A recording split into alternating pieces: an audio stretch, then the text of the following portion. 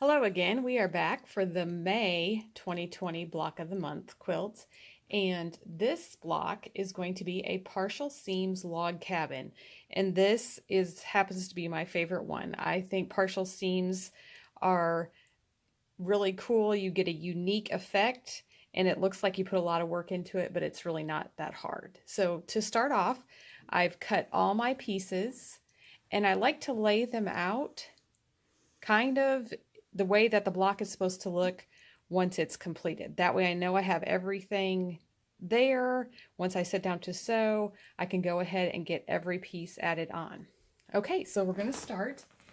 And a partial seam is simply sewing part of the seam and stopping.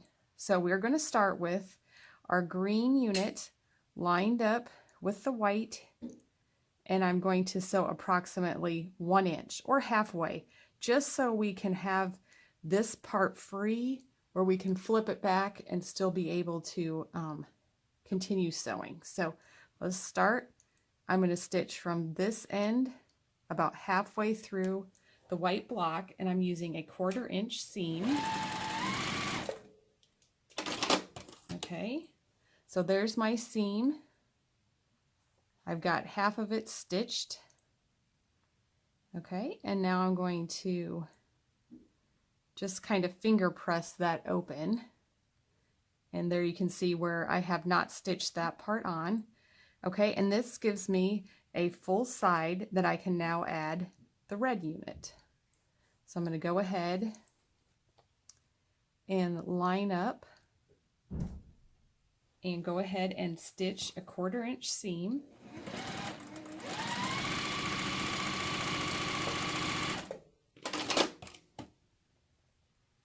Okay, and I'm just going to kind of finger press it. Add the next piece, which happens to be the top. And we're going to stitch that a 1/4 inch.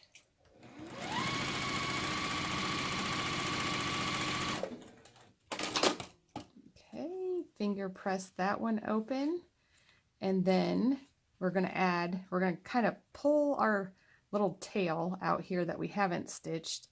And we're going to add this unit, the blue side.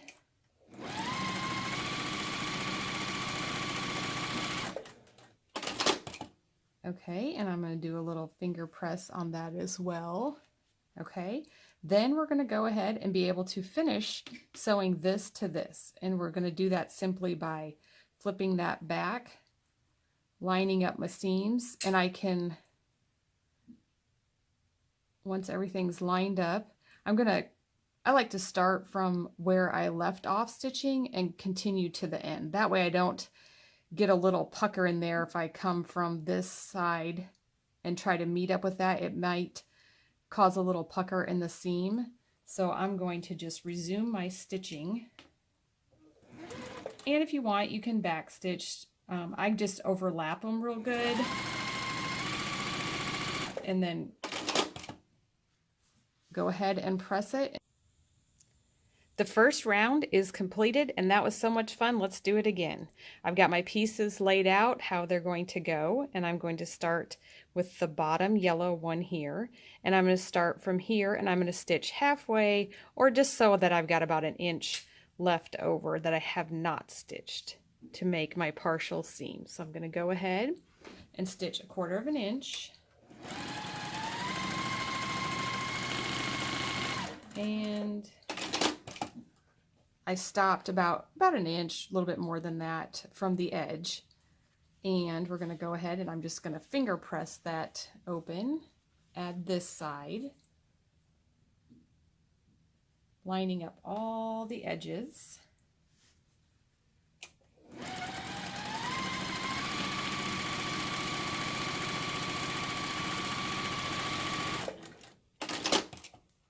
And just keep going around the block until all the sides are on.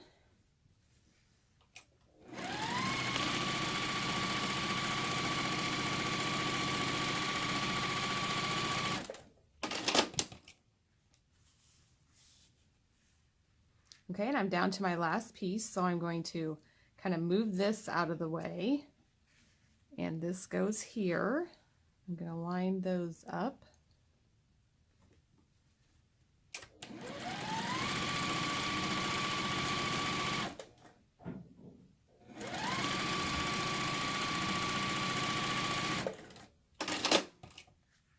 Open that up,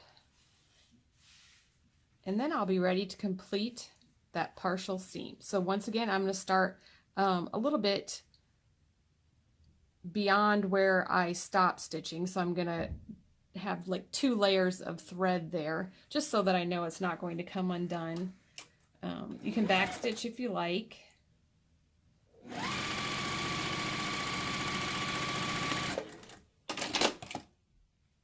And then you want to give that a good press once it's done and the unit is complete.